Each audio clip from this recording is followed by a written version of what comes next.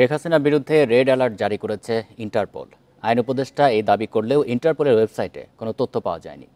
এ নিয়ে আলোচনা করতে রাজধানীর বারিধারা থেকে যোগ দিয়েছেন সাবেক আইজিপি নুরুল হুদা। জনাব নুরুল হুদা, আপনাকে স্বাগত জানাচ্ছি ইন্ডিপেন্ডেন্ট সংবাদে। ইন্টারপোলের ওয়েবসাইটে তথ্য নেই, তাহলে কি বলা যায় যে শেখ হাসিনার বিরুদ্ধে রেড অ্যালার্ট জারি হয়েছে? আমাদের সরকার যখন বলছে তখন নিশ্চয়ই হয়েছে, আমি ধরে নেব।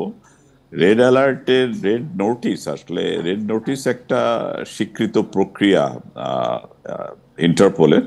সেখানে যে যে দেশ ইনফরমেশন চায় তারা কতগুলো পার্টিকুলার্স পাঠিয়ে দেয় যে এই ব্যক্তির বিরুদ্ধে আমাদের কাছে এই অভিযোগ আছে, এইটা তার এফআইআর, এইটা তার সাক্ষ্য প্রমাণ, এবং তাকে ইন্টারপোলকে রিকোয়েস্ট করা হয় আর কি, যে তাকে হোল্ড করা হোক, তাকে অ্যারেস্ট করা হোক, নেসেসারিলি সবসময় না, হোল্ড করা হোক। তো তখন যে ইন্টারপোল তখন যে যে দেশে চাহিত ব্যক্তি আছেন সেই দেশের অথরিটিকে বলবেন, এবং সেই দেশের কম্পিটেন্ট অথরিটি, সেটা জুডিশিয়াল অথরিটি হইতে পারে, সেটা অ্যাডমিনিস্ট্রেটিভ অথরিটি হতে পারে, মোস্টলি জুডিশিয়ারি হয়। তাদের স্যাটিসফ্যাকশন যদি হয় তখন তারা ওই রেড নোটিসের উপরে তারা কাজ করবে। সেই কাজটা হতে পারে সেই যাকে চাওয়া হচ্ছে তাকে প্রত্যর্পণ করা। কিন্তু ইন্টারপোল কোনো বাধ্যবাধকতা করতে পারে না, কোনো দেশের ন্যাশনাল লেজিসলেশনে তারা ইন্টারফেয়ার করতে পারে না, রিকোয়েস্ট করতে পারে। কিন্তু ইন্টারপোল যদি রেড নোটিশটা জারি করে সেক্ষেত্রে তারা কিভাবে জানায়? তারা তাদের ওয়েবসাইটে কি এটি দিয়ে দেয়? ওয়েবসাইটে তাদেরকে দিতে হবে এরকম বাধ্যবাধকতা আমার জানা নাই। তবে তার রেড নোটিশটা যেহেতু দেয়া হচ্ছে, তো সেখানে এই ইনফরমেশন পাওয়া উচিত। এবং এটা তো একটা প্রক্রিয়াধীন ব্যাপার, সেই প্রক্রিয়ার কোন কোন স্টেজে আছে আমি বুঝতে পারছি না। কেন আমরা যখন পাঠাচ্ছি, আমরা রেড নোটিশ ইস্যু করবার জন্য যে সমস্ত কাগজপত্র দরকার এবং যেটা মাননীয় উপদেষ্টা বলছেন সেগুলো নিশ্চয়ই পাঠিয়েছি, এবং সেগুলো পাঠানোর পরে যদি ইন্টারপোলের স্যাটিসফ্যাকশন হয় তখন তারা ওই দেশকে পাঠাচ্ছে যেখানে আছে, সেখানেও ইন্টারপোলের একটা অফিস আছে, তার থ্রু দিয়ে সেই দেশকে যোগাযোগ করা হয়। অতএব এই হোল জিনিসটার মধ্যে কতগুলো স্তর আছে এবং কতগুলো অথরিটি আছে, না থাকার তো কারণ দেখি না আমি। যে আরেকটি বিষয় একটু জানতে চাই, যে কারো বিরুদ্ধে রেড অ্যালার্ট জারি করার শর্তগুলো কি কি একটু বিস্তারিত জানতে চাই। আর ইন্টারপোল চাইলেই কি শেখ হাসিনাকে ফিরিয়ে আনতে পারবে, নাকি শুধু তাদের রেড অ্যালার্ট জারি পর্যন্তই তাদের ক্ষমতা?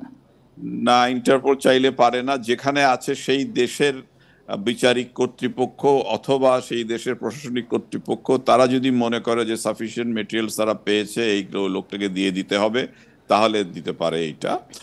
আর রেড নোটিস করার জন্যে কতগুলো ইনফরমেশন লাগে, যে অভিযোগ থাকে সেই অভিযোগের একটা সারমর্ম থাকে, তার বিরুদ্ধে কি সাক্ষ্য প্রমাণ আছে সেইটা দেয়া হয়।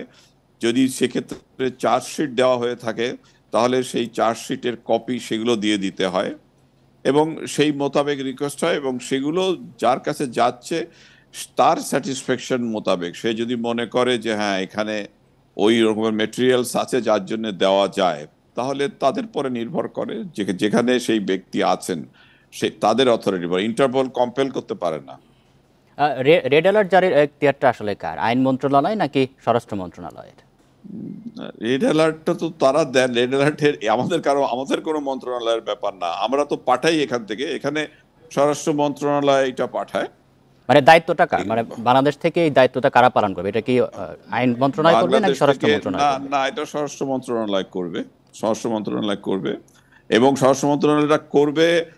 আইজির অফিসে ইন্টারপোল একটা সেকশন আছে, সেই সেকশনের মাধ্যমে এটাকে এনসিবি বলে, ন্যাশনাল সেন্ট্রাল ব্যুরো। পৃথিবীর ইন্টারপোলের যত সদস্য থাকে প্রত্যেকের দেশেই একটা ন্যাশনাল সেন্ট্রাল ব্যুরো আছে। এই ন্যাশনাল সেন্ট্রাল ব্যুরোটা হচ্ছে ইন্টারফেস, তারা ওই মাঝখানে মিডিয়া হিসাবে কাজ করে। অতএব এটা আমাদের দেশের মন্ত্রণালয় ধরলে স্বরাষ্ট্র মন্ত্রণালয়ের কাজ। আর যদি রেড অ্যালার্ট জারি হয়ে যায় সেক্ষেত্রে শেখ হাসিনাকে ফিরিয়ে আনার দায়িত্ব পররাষ্ট্র মন্ত্রণালয়ের উপরেই বর্তায় কিনা? পররাষ্ট্র মন্ত্রণালয়ে কোনো স্টেজে তারা ইনভলভ হতে পারে, কিন্তু দায়িত্বটা স্বরাষ্ট্র মন্ত্রণালয়ের আর কি। ইন্টারপোলের সাথে যোগাযোগ করার ক্ষেত্র বিশেষে তো নির্দিষ্ট করে বলা যাবে না, কিছু কিছু জিনিসের জন্য হয়তো পররাষ্ট্র মন্ত্রণালয়ের সম্পৃক্ততার প্রয়োজন থাকতে পারে। আইন উপদেষ্টা যেটি বলেছেন যে যদি রেড অ্যালার্ট জারি হয় এবং ভারত যদি ফেরত না দেয় শেখ হাসিনাকে, সেক্ষেত্রে বন্দি প্রত্যর্পণ আইনের এটি চুক্তির লঙ্ঘন হবে। সেক্ষেত্রে বাংলাদেশে যদি ভারত ফেরত না দেয়, সেক্ষেত্রে বাংলাদেশ কি করতে পারবে?